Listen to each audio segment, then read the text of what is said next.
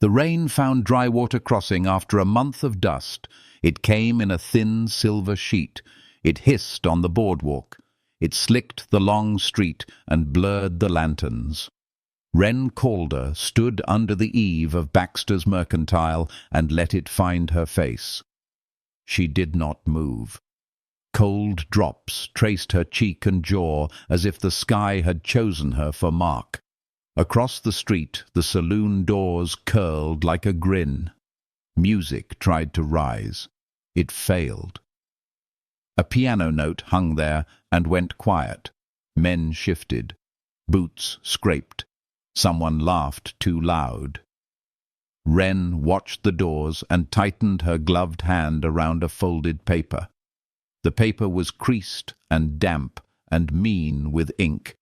Names, times, routes. It was a promise she had made to herself long ago. She carried it like a thorn and called it duty. There had been a boy once, a brother who rode out and never rode in. The trail boss swore he vanished in a storm near Black Butte. Wren never believed that storm. She believed men. She believed the kind that wore a smile when they lied. She believed the kind who emptied a life in the dark behind a livery and left no mark but silence. Revenge is a map, she told herself. It tells you where to walk when your heart cannot. The outlaw who had drifted into town at sundown wore the rain like he owned it. He moved slow. He moved as if he had done this 1,000 times, and it always ended the same. His coat was dark with water. His hat held a rim of shine. He climbed the saloon step and turned his head just enough to look at her. His eyes were sober as a winter creek. Then he went inside. Jonah Vale. Wren had seen the name on wanted bills. She had heard whispers. A stage east of Red Mesa. A standoff near Calico Ridge. Some stories painted him black. Others added a thread of light and called it mercy. None of that mattered. The paper in her glove said the man who led the ambush that took her brother was riding with a crew again. The paper said their trail would pass near Drywater Crossing by first light. The name at the top of that crew was not Jonah Vale. It was someone worse, someone Wren had chased from county to county until her boots learned the weight of grief. She wanted that man. She had come to town to catch his shadow. So why had Jonah Vale looked at her like he knew the ache under her ribs? The wind swung across the street and brought the saloon to her. Wet wood, tobacco, whiskey, a chord from the piano, a woman's laugh that sounded brave and lonely in the same breath. Wren stepped off the boardwalk and crossed the street. Rain beaded her lashes. Her braid darkened to near black and stuck against her neck. She pushed through the doors and into heat and smoke. The room turned a fraction. It always did when a woman walked in without a man. Wren ignored it. She slid to the bar and set a coin by the glass line. The barkeep had red knuckles and a sour face. He poured whiskey without a word. It smelled like old wood and lightning. Jonah Vale stood at a corner table with his back to the wall. That told her plenty. He was tall, but not loud about it. There was a scar under his chin that looked like he had learned a lesson the hard way. His left sleeve was darker than the right. Not blood, just rain that had not let go. His revolver sat quiet on his hip, the kind of quiet that had memory. Wren sipped. The heat reached her chest. She did not blink as she studied him in the mirror behind the bar. The piano player found a slow tune that did not ask much. Cards moved. A miner cursed. A ranch hand told a joke no one caught. The world went on pretending it did not notice the gravity at the corner table. He noticed her anyway. He lifted his glass a little, not to toast, not to tease. It was the smallest of acknowledgments. A man's way of saying, "I see you," without asking what you want. Her jaw set. She did not come here to be seen. She came to hunt. She came to trade a vow for a name. Sheriff Amos Pike stepped through the doors with rain on his hat and trouble on his face. He scanned the room like a man who wanted it quiet. His hand grazed the butt of his iron, but did not land. The sheriff was decent when the sun was up. He had learned to look the other way when it fell. He saw Wren and gave her the kind of nod you give a stranger you cannot place. He saw Jonah and paused. The pause travelled the room and came back thinner. "Evening," the sheriff said to no one and everyone. "Evening," the room said back without love. Wren finished her whiskey and bought another. She did not look at the sheriff. She did not look at the outlaw. She looked at the rain sliding down the mirror and waited for the fold of the night to reveal a corner of truth. What he did not know was that she had a second paper hidden in her boot. A sketch of a face that still woke her near dawn with her heart in a fist. The piano stumbled. The door at the far end opened to the alley. Two men came in wet and fast. One wore a grin that belonged to a snake. The other had a scar like a split river down his cheek. Wren knew them from the list in her glove. Scouts. She could have called them wolves and been right. They skated their eyes over the tables and landed on Jonah. The grin thinned. The scar shifted. Things tightened inside the room. The bartender leaned back from his own bar. The dealer palmed the next card and held it like a prayer. Sheriff Pike took one step that meant 3. Jonah did not move. He set his glass down. His eyes did not blink. The two men went for their irons at the same time and somehow still late. Jonah's draw was water off a high rock. It fell. It finished. The room heard one shot and then 2. Smoke stood up between them like a boundary line only God could cross. The scarred man fell and did not rise.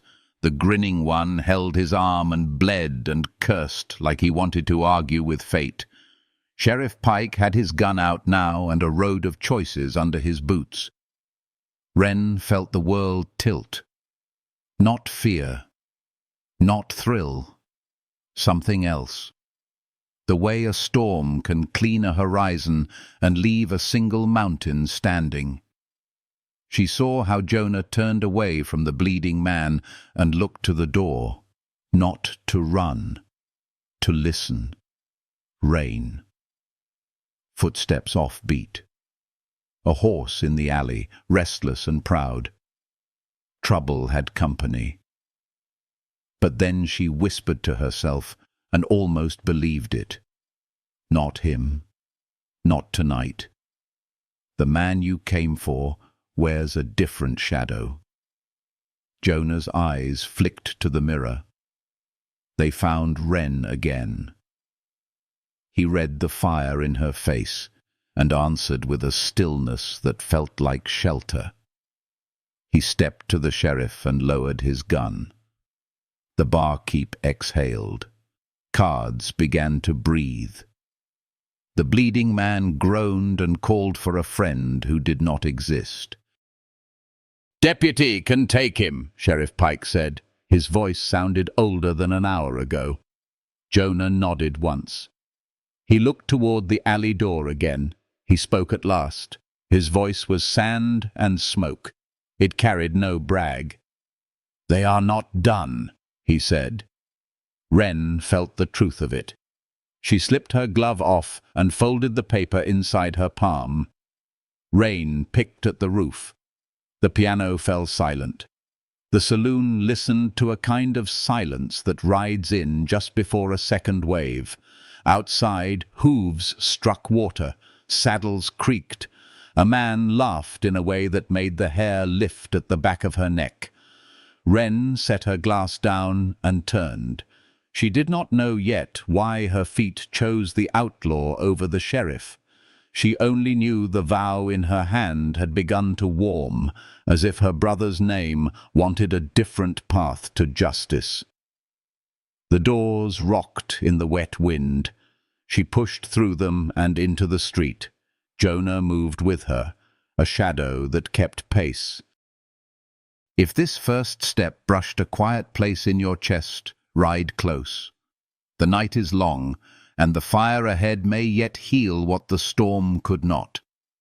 If you have ever stood in the rain and felt your name turn gentle, stay with me a little longer.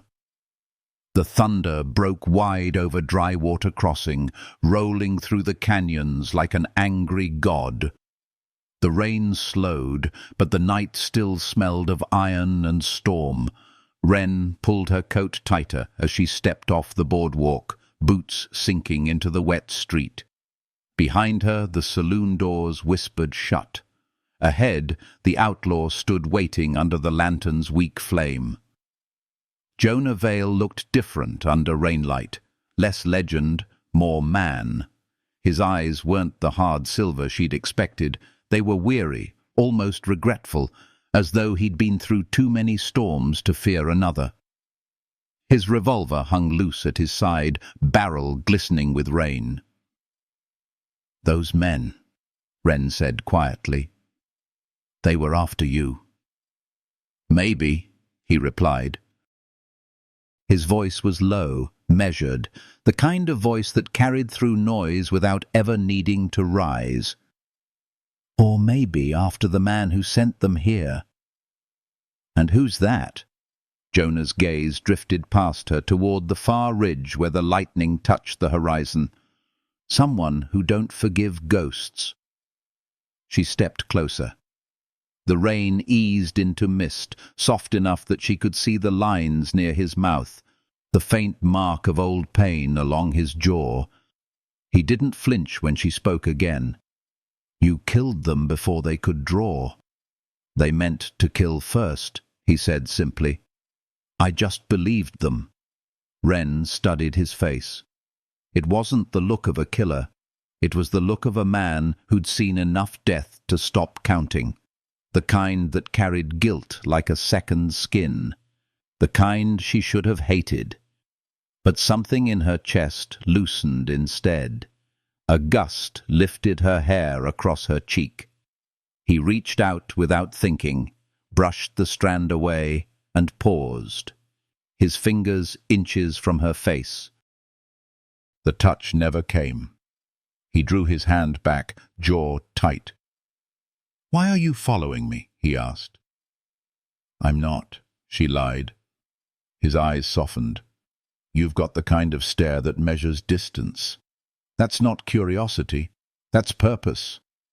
Her throat tightened. She wanted to lie again, but didn't.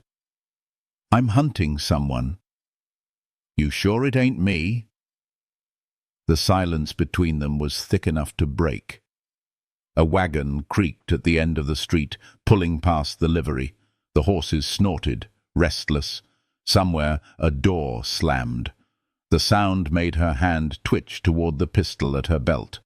Jonah noticed. "You can lower that edge," he murmured.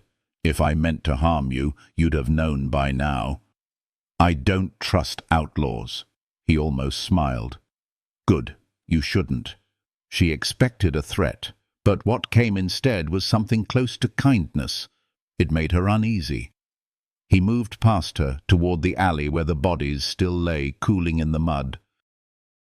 The sheriff's deputy was there, muttering curses as he tried to drag the wounded man toward the jail. Wren watched Jonah crouch beside the dead one, check the man's pockets, and pull out a folded scrap of paper. He turned it over in his hand, then looked at her again. "Your name Calder?" he asked. Her breath caught. "Why?" He handed her the paper. It was damp, smeared, but she knew the handwriting. the same tight script that filled the list she carried in her glove. The message was short. "She's here. Watch for the woman with the silver braid. End her before dawn." The words blurred in the rain. Her fingers trembled as she held it. "Who gave you this?" "Doesn't say," Jonah replied. "But if I had to guess, I'd say your hunt's already turned round and found you." Her pulse stuttered. For years she'd followed the trail of the man who killed her brother, believing vengeance was hers to choose. Now it seemed vengeance had chosen her first. Jonah watched her face and saw the flicker there, fear, anger, disbelief. "You ride alone?" "I always have." He shook his head. "Not tonight. They'll circle back once they realize two of theirs didn't make it." "I don't need your help." "I ain't offering it," he said quietly. "I'm staying alive. You can stay alive beside me or not." The way he said it wasn't cruel, it was truth, the kind that didn't bend for pride. She hated that it steadied her somehow. Sheriff Pike called from the porch, voice thick with warning. "Vale, you best be gone by dawn. Don't want no trouble." Jonah tipped his hat. "Then you'll get none." He turned back to Wren. "Pack what you need. We leave before first light." She hesitated. "Why would I trust a man with a price on his head?" He stepped closer, rain dripping from his brim. His voice was a whisper meant only for her. "Because someone out there wants you dead, worse than they want me gone. And I've learned what a bullet sounds like when it carries another man's guilt." The wind pressed between them, carrying the smell of wet earth and whiskey. Her heart thudded once, slow and heavy. She didn't answer him, not yet. She just nodded toward the stables. "I've got a horse. I'll ride on my own terms." Jonah's eyes traced hers for a long moment. Then he nodded once. "That'll do." He started down the street, long strides cutting through the fog. Wren stood there watching until his shadow blurred into the dark. She felt the weight of her vow again, the old one that had guided her for years, and wondered when it had begun to feel less like justice and more like a chain. In the silence that followed, lightning flared over the ridge again. It lit the road west, empty, endless, and waiting. Wren whispered into the rain, "So this is how it begins." If the whisper of her choice brushed against your own heart tonight, stay close. The desert is wide, and the road she rides will test every truth she's ever held. When dawn comes, she'll ride beside the outlaw who should have been her enemy. Dawn crept slow over dry water crossing. The rain had passed, leaving the desert washed clean and smelling of sage and smoke. A faint mist rose from the ground, curling like breath around the horse's legs. Wren Calder tightened the saddle strap on her mare, a dapple grey she'd raised from a filly. The horse flicked her ears and exhaled, restless but loyal. Wren's fingers worked with practiced care, but her mind wasn't steady. Somewhere behind her, a boot scuffed against the wood. She didn't need to turn to know it was Jonah Vale. He moved with the quiet weight of a man who'd learned long ago that silence keeps you alive. "You ready?" he asked. "Been ready for years," she said, still checking the cinch. Jonah gave a soft grunt that could have been approval or doubt. He adjusted the blanket over his bay gelding, the leather creaking in rhythm with the morning wind. He rode like a man who'd done it before sunrise more times than he could count. They mounted without another word. The sheriff didn't come out to see them go, and the town didn't stir. Drywater Crossing had learned to mind its own ghosts. When the horses reached the edge of town, Wren looked back once. Smoke from the saloon's chimney drew a thin grey thread into the sky. It reminded her of every place she'd ever left without goodbye. "Which way?" she asked. "Northwest," Jonah said. "If the men who hunted you came from the ridge, their camp won't be far past the wash." "You sound certain." "I've been hunted by the same kind." The desert opened wide before them. Red rock, sage, a sky turning gold at the edges. Every hoofbeat echoed against the hollow land like memory calling itself home. They rode in silence for miles, the kind that wasn't awkward, just heavy, measured. Wren's thoughts wandered through the old ache, her brother's laughter, his last letter, the way she'd found his boots beside an empty campfire 2 summers ago. That image had burned into her, and every trail since had been an answer to that fire. Jonah rode beside her, a silhouette carved from dust and dusk. She'd read about men like him, bandits who rode with purpose but no place to stop. He didn't glance her way often, but when he did, it wasn't the look of a stranger. It was the look of someone who'd seen the same ghosts. "You were a lawman once," she said finally. He didn't answer right away. The wind caught his hat brim and scattered it with sunlight. "Long time ago," he said. "Before I learned the law don't always ride for the right side." "What happened?" He let out a breath that sounded like sand shifting. "I believed in someone who didn't deserve it. Cost men their lives. When I tried to set it right, I was the one left wanted." She studied him, trying to find the lie, but all she saw was the kind of truth that hurt to say out loud. "You still carry that guilt," she murmured. "It carries me," he said, "but it keeps me honest." The words sat between them, warm and sad. They rode another mile before Jonah slowed his horse and raised a hand. Tracks. Wren leaned forward in her saddle. The ground was soft with last night's rain, and the prints were fresh. 3 horses heading west. Heavy riders, one with a missing shoe. "They're moving fast," she said. "They know you're close." He looked at her then, eyes sharp beneath the brim. "You sure this is about your brother?" Her throat tightened. What else would it be? Jonah's gaze held hers a moment longer before turning away. Sometimes vengeance gets tangled with something else. Hard to tell which one's steering the reins. She didn't answer. The wind filled the silence for her. They pressed on. The sun climbed higher, drying the last of the rain from their coats. Ahead, the land dipped toward a narrow canyon, thin as a scar, carved by water long gone. Jonah dismounted and walked his horse to the edge. He crouched low, scanning the trail below.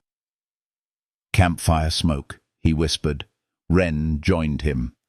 The faint grey coil rose from behind a rock bend. A small fire, no more than 2 men. "Could be scouts," she said. "Could be bait," he replied. Her pulse quickened. The air felt charged, like lightning waiting for ground. Jonah glanced at her revolver. "You know how to use that?" "Well enough."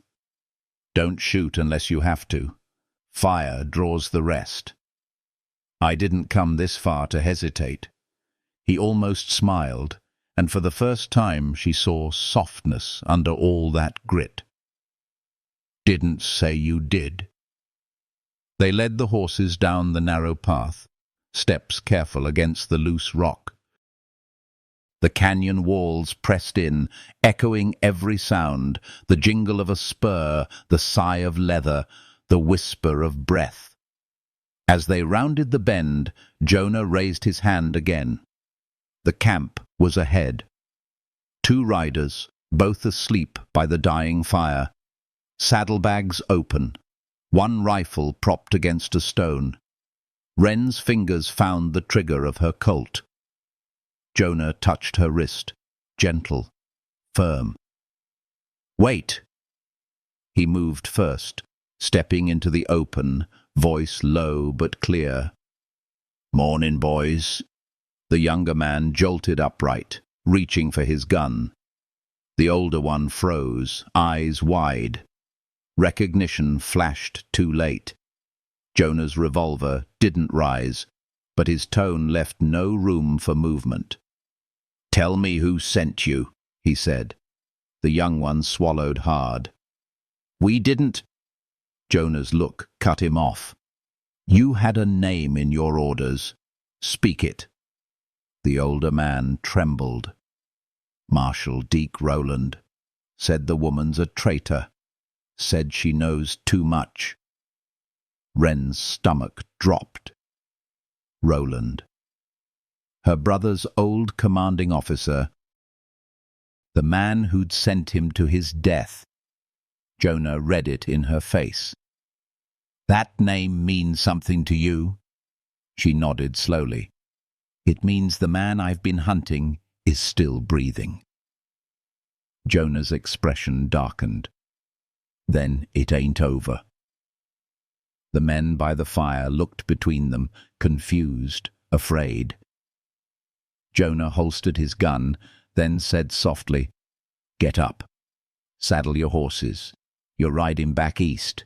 If you ride fast enough, you might outpace what's coming." They didn't argue. They packed and fled, dust rising behind them like fear given shape. Wren stood staring at the fading trail. "Why let them go?" Jonah turned toward his horse. "Because word travels faster than bullets, and I want Rowland to know we're coming." The wind caught her coat, lifting it like a flag. Something in her chest broke open, a mix of dread and fire. Jonah looked at her once more, eyes steady. "You still want this path?" "I've walked too far to turn back." He nodded. "Then we ride west." The sun bled low, setting the desert on fire.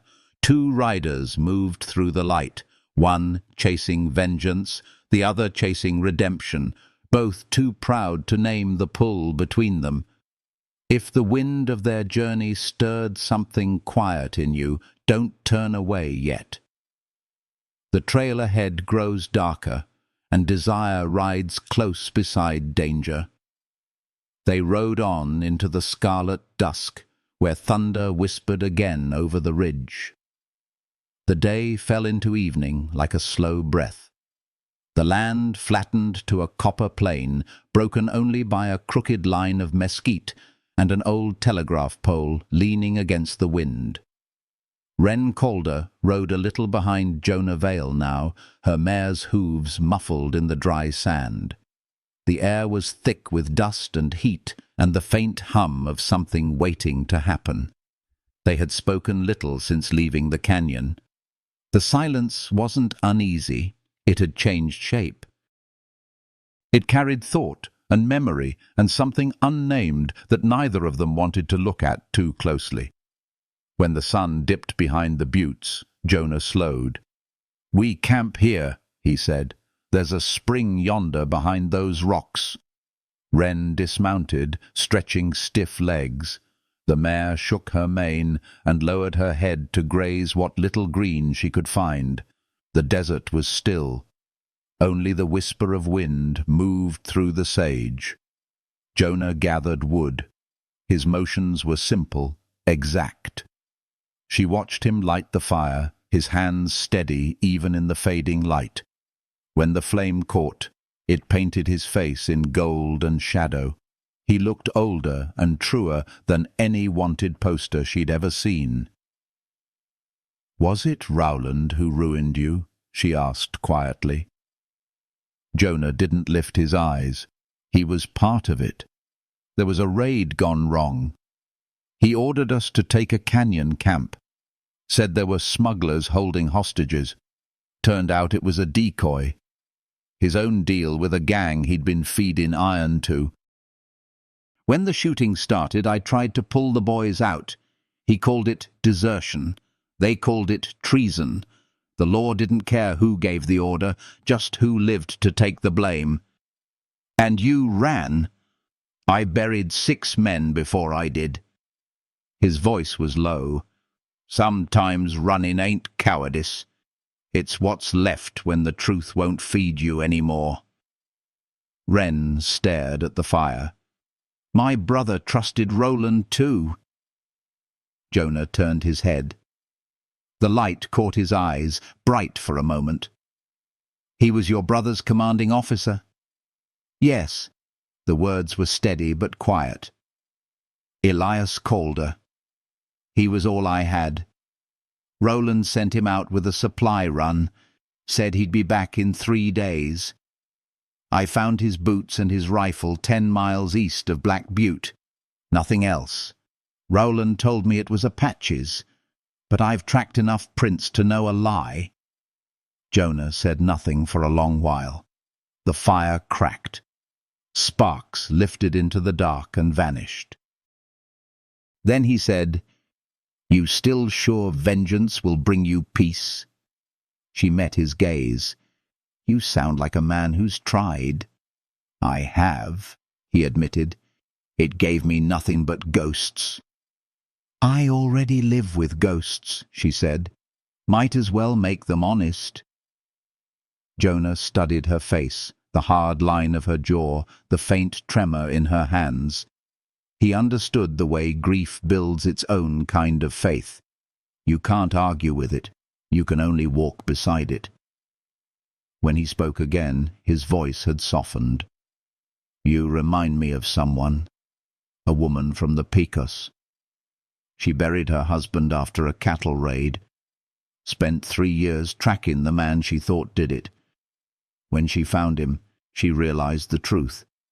He wasn't the killer. Her husband had died trying to save him. She told me once, revenge keeps you warm till the fire eats through your heart. Wren looked at him through the rising smoke. And what keeps you warm, Jonah Vale? He almost smiled. Whiskey used to. Then regret. Lately, maybe the notion of peace. She felt the question before she spoke it. And you think peace can live beside a past like ours? His answer was quiet. Only if it finds someone to share the silence with. The words hung there, soft as the night wind. She looked away first, eyes on the flames, but her heart beat a little faster, like the world had shifted half an inch closer to something dangerous and true. They ate jerky and dry bread. The stars came out in thick rivers. The desert turned silver under the moon. When the fire burned low, Jonah pulled his bedroll near the rock wall. Wren spread hers across the sand, close enough to feel the heat from the embers. Get some rest, he murmured. We ride before dawn. Roland's men won't stay scattered for long. Wren nodded, but her eyes stayed open, tracing the shapes of constellations above. The firelight painted faint gold over Jonah's profile. Sharp nose, strong mouth, eyes closed but not asleep. She listened to his breathing and the slow rhythm of the desert. In that stillness, she felt something soften. The vow she'd carried so long felt lighter in her chest, as if the road ahead might hold more than retribution. But peace was a fragile dream in the west, and dawn was coming fast. Somewhere out beyond the ridge, a coyote called. The echo folded through the canyons and came back like an omen. Jonah stirred, his hand finding the gun beside him even before his eyes opened. Wren sat up. What is it? He tilted his head. Horses. 3, maybe 4. Coming from the south. Her pulse quickened. Rowland's men? He didn't answer. He rose slow, like a shadow rising from the earth, and looked toward the dark horizon. The first light of morning began to touch the sky, thin, gold and cold. Pack your gear, he said. They're close. Wren reached for her saddle, heart steady now, clear. The hunt had found them again, but this time she wasn't alone. If their fire has warmed a corner of your heart tonight, stay near the glow. The desert remembers every vow, and some are about to be tested before sunrise. They saddled in silence as dawn bled over the rocks. The first light broke pale and uncertain across the desert, turning the world into shades of grey and amber. The air was cool, the kind that carried a promise and a warning at once. Wren Calder cinched her saddle tight, the leather cold under her fingers. Her mare snorted softly, restless. Jonah Vale stood beside his horse, head tilted toward the wind. He didn't speak, didn't move much, just listened. They're closer, he said finally. About a mile out. 3 riders, she asked. 4, he corrected. And one's driving a pack mule. Means they plan to stay a while. Wren's jaw set. Rowland must think he's cornered us. Jonah gave a small nod. Then we'll just change the shape of the corner. He led the horses toward a dry ravine not far from the camp.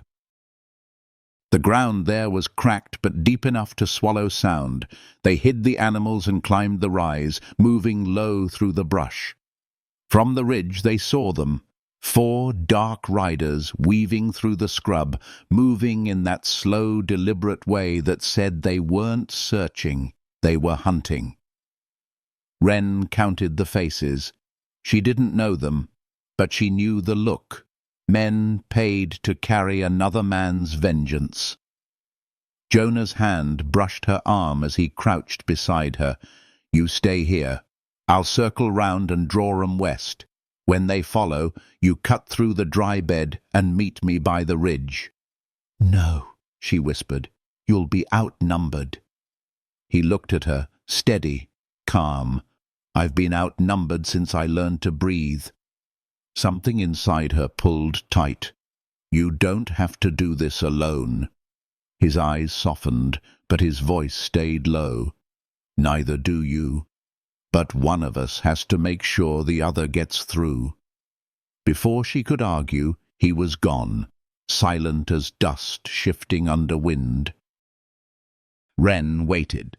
The riders grew nearer, their laughter low and mean. When Jonah's shadow moved out onto the plain, the men spotted him at once. "Vale!" one shouted, raising a rifle. "Rowland sends his regards!" Jonah didn't flinch. He fired once, clean and quick.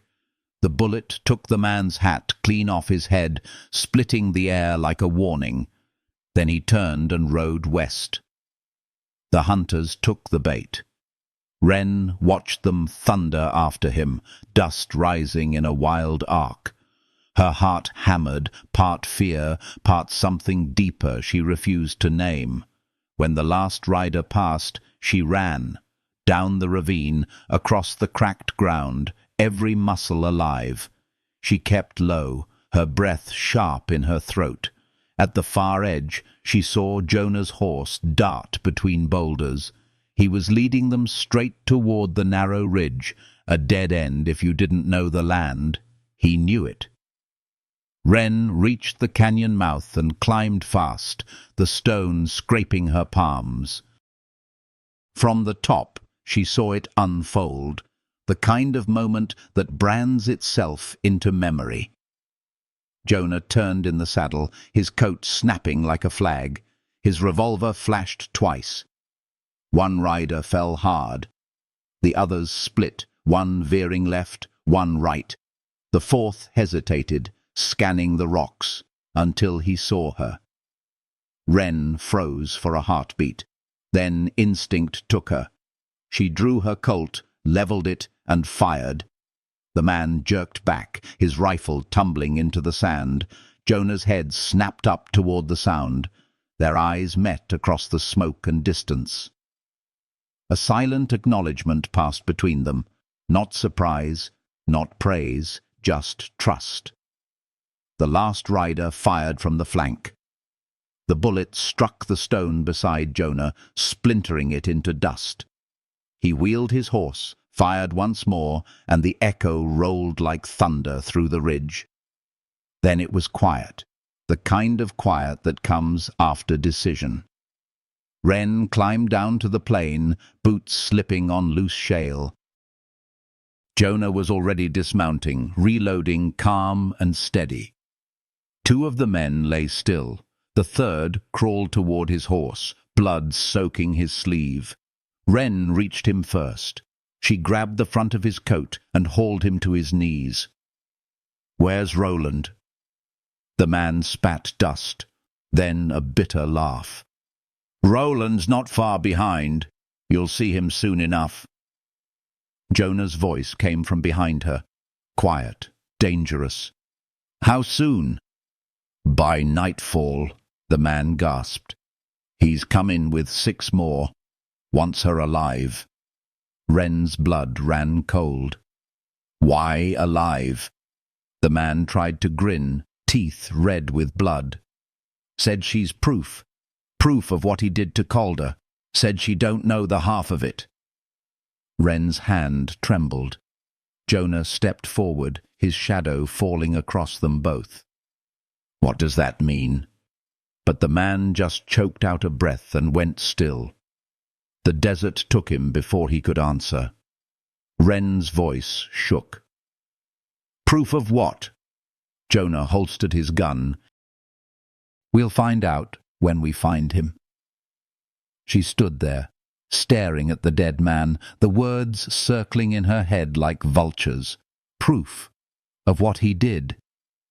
Jonah's hand came to rest on her shoulder. Warm. Grounding. "You all right?" She wanted to say yes. Instead, she said the truth. "No, but I will be." He nodded once. "That'll do." They buried the bodies under a cairn of loose stone. The desert wind moved over them like a sigh. When it was done, Wren stood watching the horizon burn gold with the rising sun. Jonah mounted up. "We ride for the ridge beyond Iron Mesa. There's a pass that'll hide us till we know his next move." Wren swung into her saddle. Her heart felt heavy, but her purpose sharper than ever. Roland was close. The truth even closer. As they rode west, the dawn light caught Jonah's profile. Quiet strength, steady eyes, a man marked by his past but still riding forward. And somewhere beneath the ache of vengeance, she felt something shift. Not peace. Not yet. But the faint pull of trust, the kind that starts to heal even when you don't want it to. If their trail has found a place in your heart, ride a little further. The storm behind them is only half the danger. The one ahead waits with secrets still untold. They rode into the fire-colored morning. The wind rose before noon, hot and restless. Clouds crawled in from the west, heavy as bruises, and the air tasted of iron and rain. Wren Calder pulled her hat low against the gusts. Dust swirled around her horse's legs like ghosts trying to find a home. They'd ridden half the day through badlands, twisted rock, dry riverbeds, the bones of the earth showing through. Jonah Vale led the way, one hand loose on the reins, the other resting near his revolver. He hadn't said much since sunrise. Wren didn't press him. Some silences don't need filling. When the first thunder cracked across the ridge, Jonah glanced back. "We'll take shelter up ahead. There's an old line shack near Iron Mesa. Our miners used it before the war." She nodded. The sky had already turned the color of gunmetal. The smell of rain rushed through the air, sharp and clean. By the time they reached the shack, lightning stitched the horizon in pale fire. The place was barely standing. 3 walls, a sagging roof, and a stone hearth black with age. But it was enough. Jonah unsaddled the horses and led them into the lean-to beside the shack. Wren gathered what dry brush she could find. When the first sheets of rain hit, they came hard and cold, drumming on the tin roof like fists. Inside, the air grew dim and close.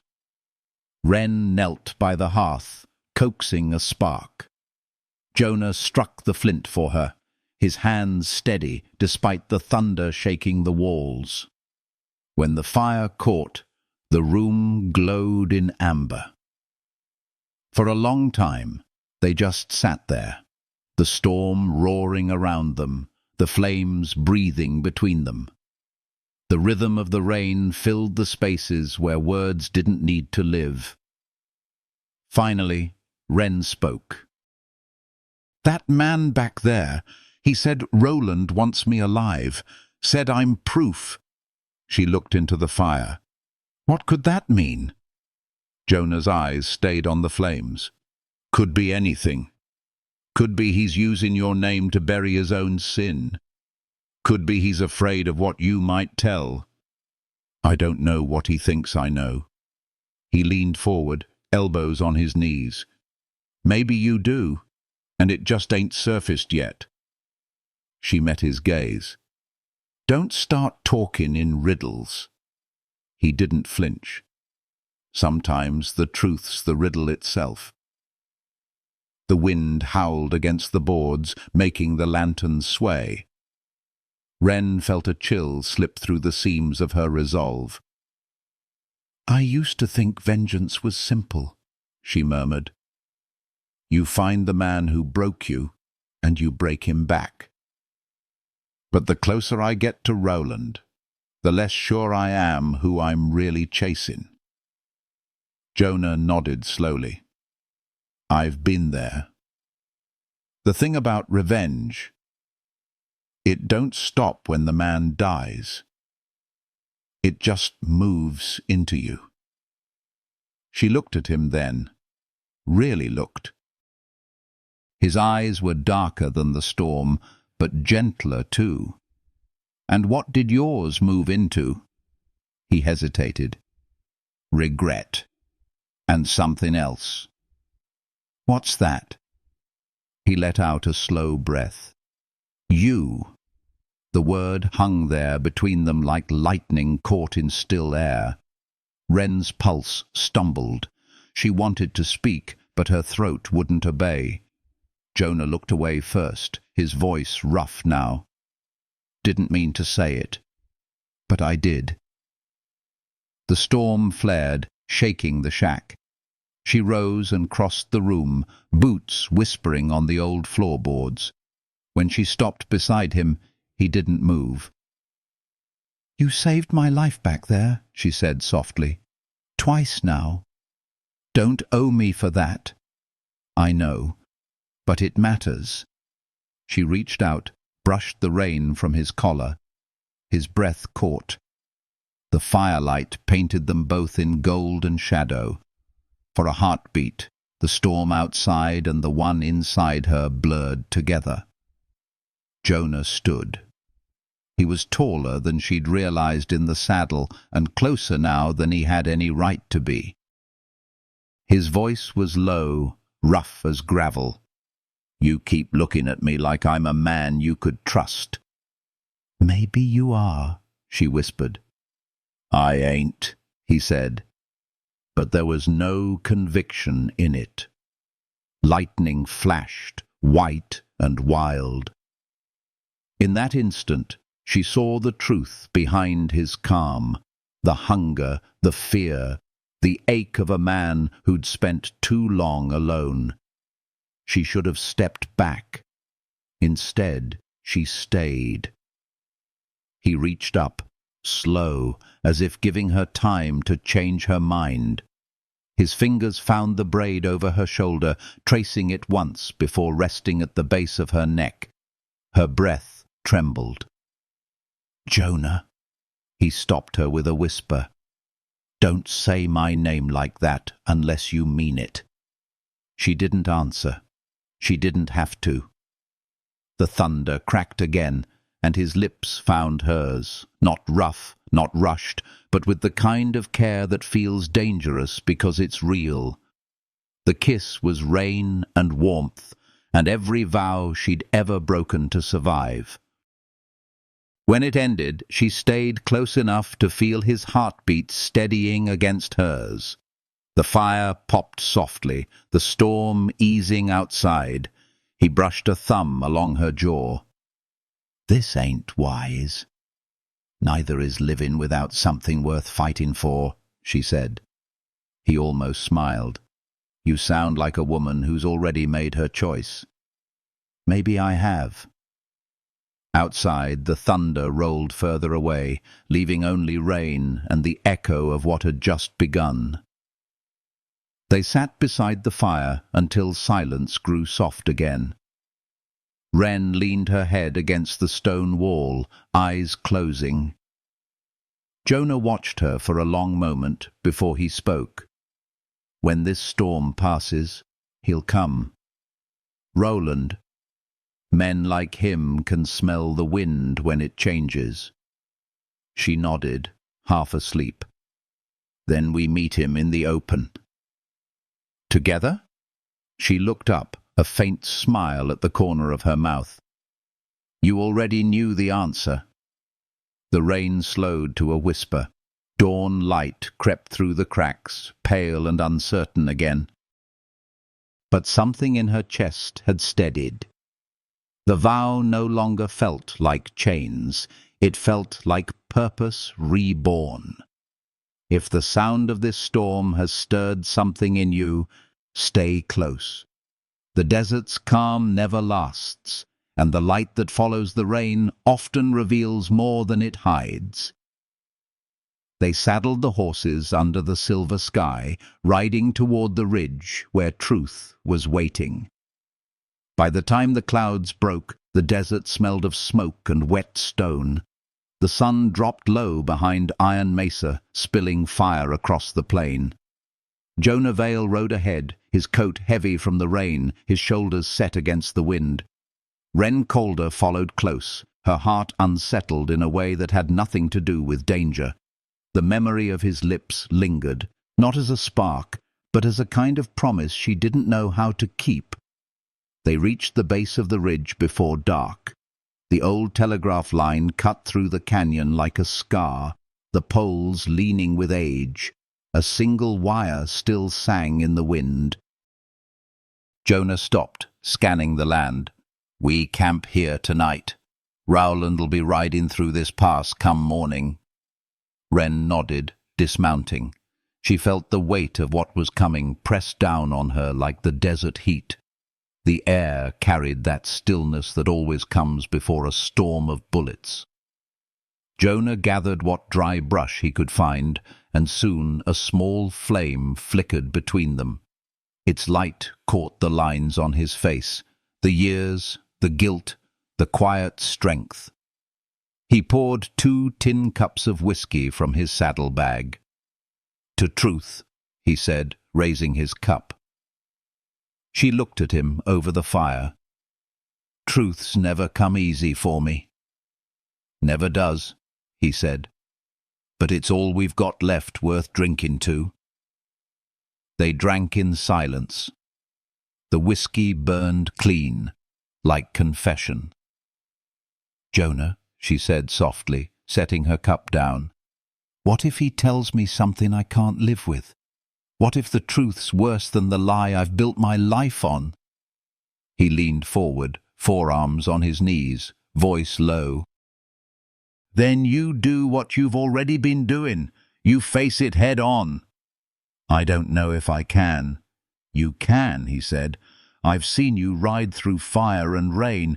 You just don't know your own strength yet." She stared into the flames, her reflection flickering between the coals. "And what about you? You ever stop running from yours?" He smiled without joy. "I stopped running the day I met you." Her breath caught. The honesty in it hit harder than any gunshot. He looked away, jaw tight. Didn't plan for it, didn't want it. But it's there, and it's mine. Wren rose to her feet, the firelight painting gold on her skin. She walked around the flames and knelt beside him. "You think we're still the same people we were when this started?" He shook his head slowly. "No, and that's what scares me." "Why?" "Because it means I might start wanting something I can't keep." She studied his face, the shadow of fear beneath all that calm. "Then stop fighting it," she whispered. For a long breath, neither of them moved. Then Jonah reached up, his fingers tracing the edge of her jaw, the curve of her throat. She leaned into his touch, eyes closing. The moment stretched thin, tender, dangerous. When he kissed her again, it wasn't like the storm. It was quiet, steady, as if the world outside had finally gone still. His hands slid up her back, finding the place where she carried her tension, and for the first time in years, she let it go. The fire popped. The desert held its breath. They stayed close through the night, the warmth between them rising and falling with the flames. No words, no promises. Just breath and heartbeat and the soft rhythm of rain beginning again on the tin canyons beyond. Hours later, Wren stirred awake to the faint sound of hooves in the distance. Jonah was already sitting up, revolver in hand. The fire had burned down to embers. "You hear it too?" she whispered. He nodded, eyes on the dark. "They're early." "How many?" He listened a moment. "More than I'd hoped." He stood, slipping his coat back on. "Saddle the horses. We ain't staying to be surrounded." Wren rose, heart pounding. She doused the last of the fire with sand, the smoke curling upward like a prayer that never made it to heaven. They led the horses into the narrow canyon, following the faint path carved by old miners. The moon was gone behind clouds. The only light was the dim silver reflection off wet stone. Jonah moved ahead, guiding her through the dark. "If they're following the ridge, we can cut east through the basin. There's a pass there. Tight, but it'll keep us hidden." Wren followed, her breath quick, her fingers brushing the handle of her Colt. A shot cracked in the distance, then another. The sound echoed through the canyon. "They've found the trail," Jonah said. "Ride!" They broke into a run, hooves striking sparks off stone. The air filled with the hiss of rain and the whistle of bullets somewhere behind them. The canyon narrowed. Ahead, the land fell away into open desert. They burst out into it like wild things loosed from a cage, wind tearing at their coats, hearts hammering in time with the storm. Jonah turned in the saddle, fired twice into the dark. A flash answered from the ridge, a muzzle flare like a signal in the night. "Roland's men," he growled. "They're driving us toward the flats." "Then we make our stand there," Wren shouted. He shook his head. "Not yet. The land here favors them. We find cover first." They rode hard through the storm, lightning clawing at the sky. Rain slicked their faces, mixed with dust and sweat and fear.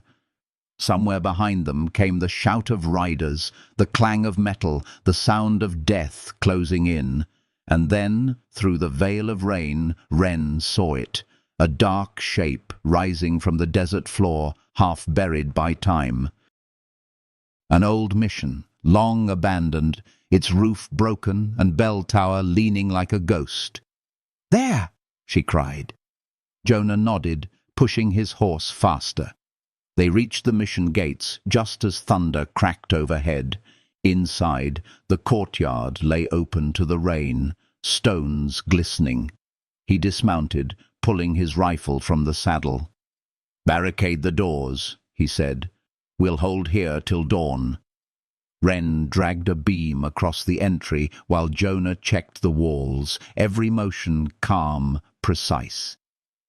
When he looked back at her, his face was wet, not just from rain, but something deeper. "Wren," he said quietly, "if we don't see sunrise—" She cut him off. "Don't you dare finish that." He gave a faint, weary smile. "All right, then." They took their places beside the old stone arch, the sound of hooves closing in. Lightning flashed again, turning the desert white for an instant. She could see them now, Roland's riders, fanning out across the plain. The moment before the fight stretched long, heavy as breath before a confession. Wren drew her gun, her hand steady. "You said peace comes when you share the silence with someone." Jonah looked at her, his voice a rough whisper. "Then let's make this silence ours. If the thunder in their hearts has echoed in yours, stay close. The dawn ahead will burn bright, but only if they survive the night." The first shot split the rain. The gunfire came with the storm. It cracked through the rain like judgment, echoing off the old mission walls. Lightning split the sky, and for a breath the whole courtyard turned white. Stone, mud, blood, and firelight caught in the same instant. Jonah Vale moved first, calm, deadly. He fired once through the open gate. The shot rang clean. A rider fell, horse screaming into the storm. Wren Calder crouched behind a crumbled pillar, loading fast, her hair plastered to her face. The smell of gunpowder mixed with wet dust and lightning. Every sound, the hammer click, the rain, the thunder, folded into the rhythm of survival. "Left side!" Jonah shouted. She turned, fired twice. One bullet struck stone, the other hit true. A cry broke through the rain. Then silence. They worked together without words, his aim covering hers, her fire guarding his flank.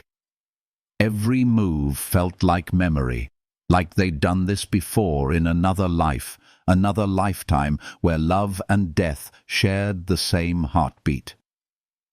When the smoke cleared for a breath, Jonah ducked behind the wall beside her. His face was streaked with rain and mud, his breath even. "You hurt?" he asked. She shook her head. "Not yet." He almost smiled. "That's good enough." A bullet slammed into the wooden beam above them. Splinters showered down. Wren flinched, then looked past him toward the gate. Through the lightning, a figure appeared on horseback, broad-shouldered, wearing a black oilskin coat. Roland. Even through the rain, she knew that shape. The tilt of his head, the arrogance in his stillness. Her chest went tight. Jonah saw her freeze and followed her gaze. "That him?" "Yes." He studied the man a moment, jaw tight. "Then this ends tonight." Roland dismounted, slow, deliberate. 6 men fanned out behind him, rifles glinting. He raised a hand, and the shooting stopped. The storm eased, thunder fading to a distant roll. "Jonah Vale," he called, voice cold and steady. "You've cost me enough men for one lifetime." Jonah stepped from cover, rifle in hand, rain dripping from his hat brim. "You've got plenty left to spare." Roland's eyes slid past him to Wren. "And there she is, the Calder girl, still chasing ghosts." Wren's voice trembled, but not from fear. "You murdered my brother." Roland smiled thinly. "Your brother died a hero, because I told him to." "You sent him to die," she hissed. "I sent him to cover my trail," Roland said, tone casual, almost kind. "He found the ledger, evidence of my dealings with the smugglers. Brave boy, but foolish. You think I could let a farm kid ruin everything I built?" Her gun rose. "You'll answer for him." Roland chuckled, shaking his head. "No, Wren. You'll thank me before this is done." Jonah's voice was low, steady as thunder. "You talk too much, Marshal." Roland's eyes hardened. "And you, once a lawman, now a thief. You could have stayed quiet, could have lived, but you chose her." Jonah didn't look away. "I did." For a heartbeat, the world went still. Then Roland raised his hand, and the storm erupted again. Bullets tore through rain and dust. Wren dove behind the stone arch, firing back blind. Jonah moved with the precision of a man who'd lived too long with death beside him. Each shot of his found a mark. 2 of Roland's men went down. Another fled into the dark. The rest pressed closer. The mission bell above them shook loose, clanging once before it fell and shattered in the courtyard. "Jonah!" Wren shouted, reloading fast. "I see him!" Roland had taken cover behind a wagon, firing deliberate shots that chipped stone inches from Wren's head. She ducked, heart pounding. Jonah crawled low through the debris, closing the distance. Rain slicked his revolver. He moved like a ghost, the kind that remembers every grave it's seen. When he reached the wagon, he called out, voice calm, deadly. "Roland, you'll answer for Elias Calder and every man you buried for gold."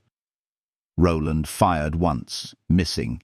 "You think you're the righteous one, Vale? You're just another killer wearing a prettier coat." Jonah stood. "Maybe, but I'll die on the right side of the bullet." He fired. The shot hit Roland square in the shoulder, spinning him back. The man fell hard, gun clattering away. Wren ran through the rain, gun raised, but Jonah reached him first. He kicked the weapon aside and knelt beside the wounded marshal. Roland laughed, blood mixing with rain. "Go on, Vale. Finish it. You'll do the hangman's work for him." Jonah aimed. His hand didn't shake, but his eyes did. "You're not worth another ghost." He lowered the gun. "You'll stand trial." Roland sneered. "There's no law left west of the river." "That's where you're wrong," Wren said, stepping forward. "There's still me." She leveled her revolver. For the first time, Roland's smile faded. "You don't have it in you, girl." Her voice was steady. "You don't know what I have in me anymore." The shot cracked through the rain. Roland's head fell back. His eyes went still. The storm swallowed the sound, leaving only thunder's echo rolling across the mesa. Wren stood there, breath shaking, gun still smoking. Jonah reached for her arm, gently lowering it. "It's done," he said. Her voice broke on a whisper. "Then why don't I feel free?" He met her gaze, his own weary and soft. "Because freedom don't come from death, Wren.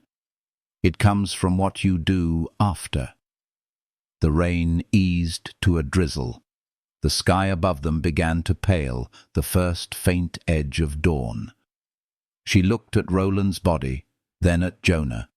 "I don't know who I am without this fight." He touched her cheek, his thumb brushing a tear she hadn't felt fall. "Then maybe it's time to find out." She leaned into his hand, closing her eyes. For the first time since her brother's death, she let herself breathe without the weight of vengeance on her lungs. If this moment's quiet has touched something in you, hold it close. The storm may fade, but the heart still remembers what it was built to protect. As the sun broke through the clouds, gold spilling across the mesa, Jonah and Wren stood together among the ruins of everything they'd survived. The sun climbed over Iron Mesa, slow and solemn, the kind of dawn that doesn't promise mercy. The storm had passed, leaving the desert washed clean and quiet. Steam rose from the wet stone. The air smelled of gunpowder and rain. Wren Calder stood in the courtyard of the ruined mission, staring at the man she'd chased across half the frontier. Marshal Deke Roland lay where he'd fallen, his black coat spread like a shadow she had finally outrun. She thought she'd feel lighter.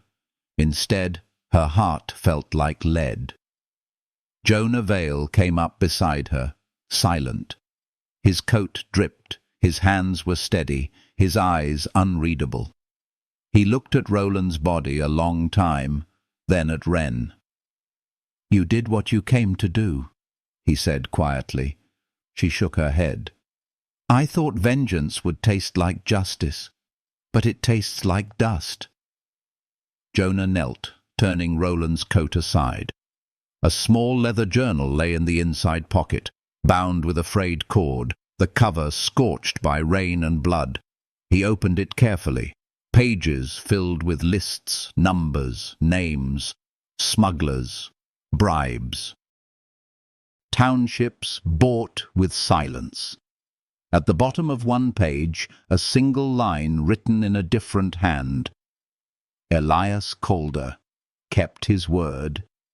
Wren's breath caught. "That's my brother's writing." Jonah nodded. "Looks like Roland kept a record of everything, even the men he betrayed." He closed the book and handed it to her. "You hold the truth now." She took it with trembling hands. The weight of it pressed against her chest like an unwanted crown. "What do I do with it?"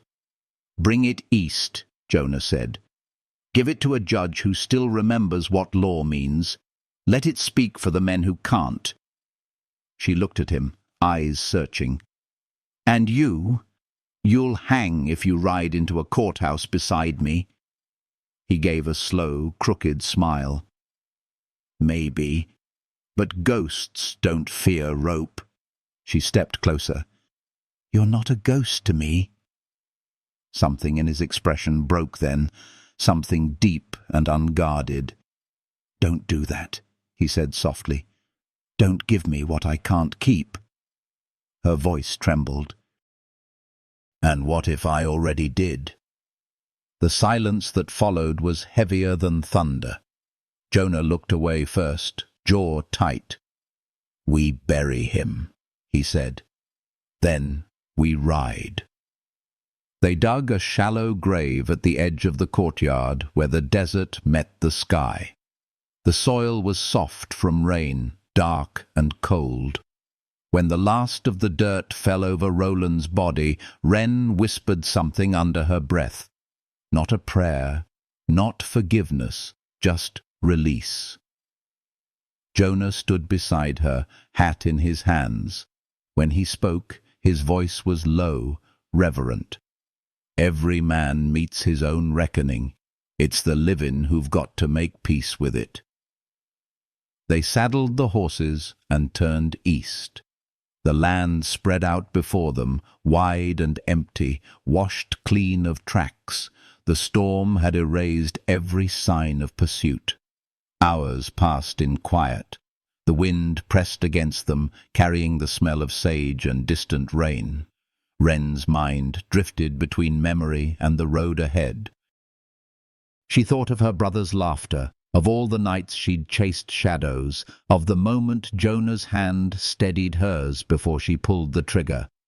Somewhere between vengeance and forgiveness, she'd lost the woman she'd been, and found someone else, someone raw and alive.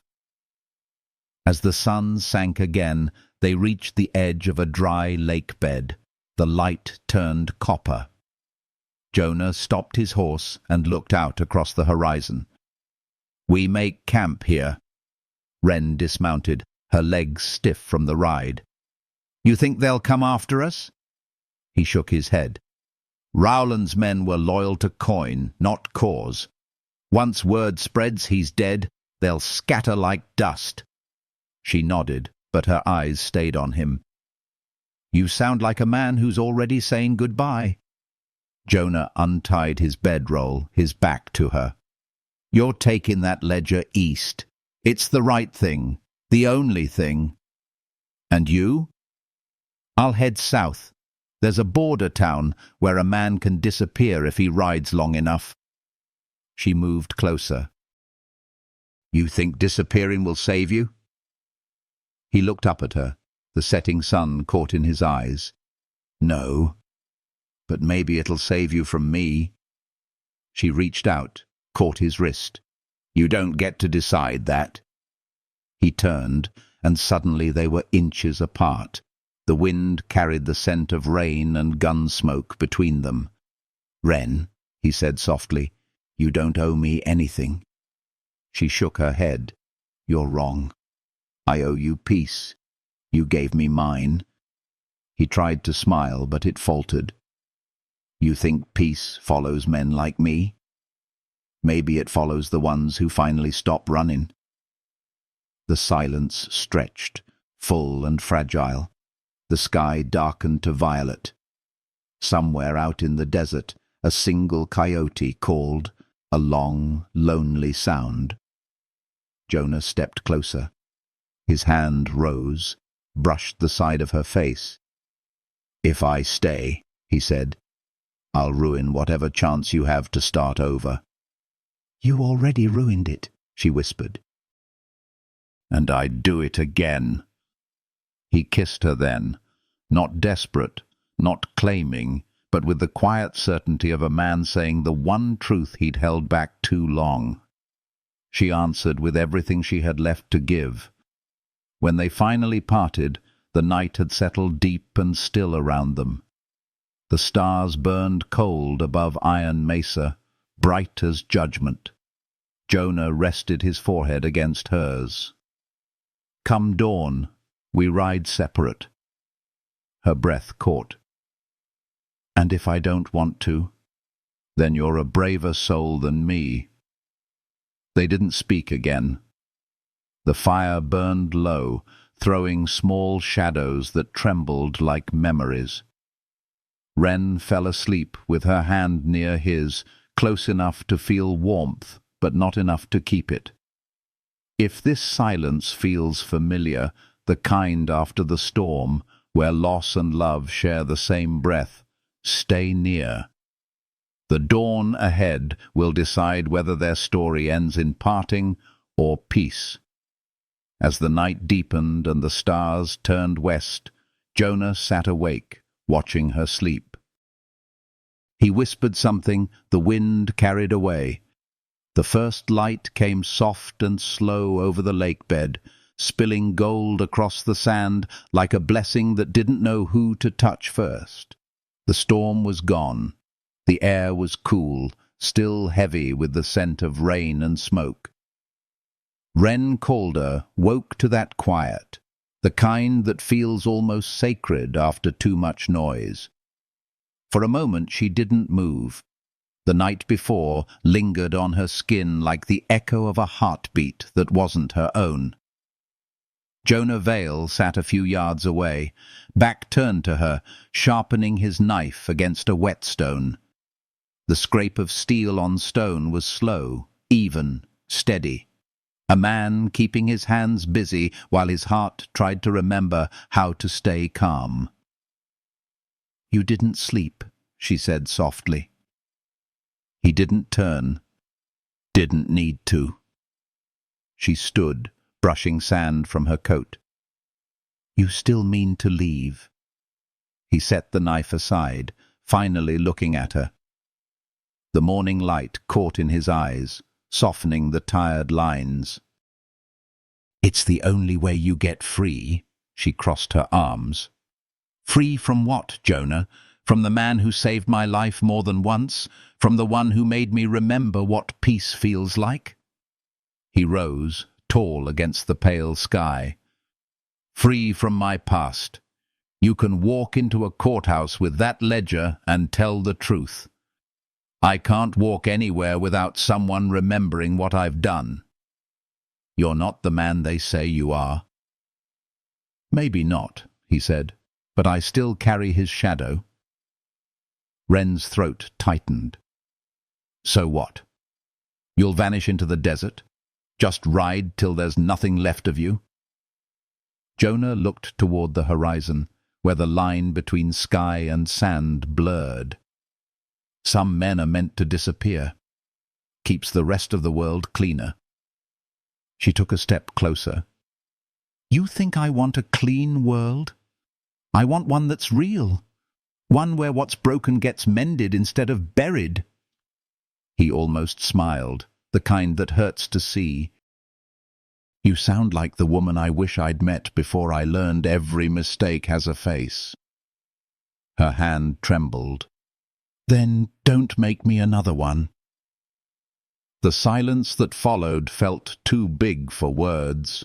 Wind swept across the flat, tugging at her braid. Jonah looked down, as if the weight of her eyes was more than he could bear.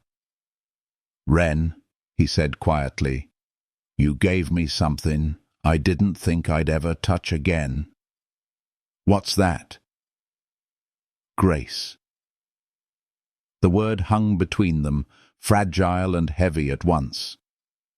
She shook her head, fighting tears. "Then stay. Let's ride east together. Hand over the ledger. Start again." He studied her for a long moment. Then he reached into his coat and pulled out a folded piece of paper. It was the wanted poster, the one that bore his name, his crime, the bounty that made every sunrise a wager. He handed it to her. "If I ride with you, they'll see this before they see what's right. But if you bring the ledger alone, they'll listen." She stared at the paper, the ink bleeding faintly at the edges. "I don't want to listen without you." He reached out, fingers brushing her cheek. "You'll hear me in the wind. That's enough." Her eyes burned. "It isn't." He smiled faintly, the kind of smile made from sorrow and love woven tight. "Maybe not now, but someday." The sun rose higher. The world began to wake. Somewhere far off, a hawk cried. Jonah turned toward his horse, tightening the cinch. "You ride east when the light hits the ridge. Don't look back. You'll lose your way if you do." Wren moved before she could stop herself, wrapping her arms around him. For a moment he froze.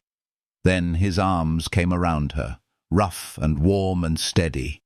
He held her like a man who knew it had to end, but wanted to remember how it felt when it didn't. She whispered against his chest, "I'll find you." He kissed the crown of her head, voice a rasp. "Then I'll have to keep riding." When she finally stepped back, the morning had turned gold and endless. He mounted up, looking down at her with something like peace in his eyes. "Go on, Wren Calder," he said. "Show them what truth looks like when it wears a woman's name." She nodded, unable to speak. He tipped his hat once, turned his horse west, and rode toward the open desert. The wind rose, carrying dust and sunlight and the faint echo of hooves. Wren watched until he was only a shadow against the sky. Then she turned east, the ledger tied to her saddle, her heart breaking and mending in the same breath. When she rode, she didn't cry. The desert had no use for tears. It took them and gave back silence instead. But as the ridge rose before her, she looked once more toward the horizon and smiled, because she knew some promises didn't end, they just changed direction. And somewhere far beyond the sun, Jonah Vale rode on, the ghost of a man who'd finally stopped running, leaving behind one woman strong enough to keep the fire alive. If this story has warmed a quiet corner of your heart, let your light stay with us. Share it, speak it, so this western fire keeps burning for you. Under every storm and dawn, there's still a place where love rides beside redemption,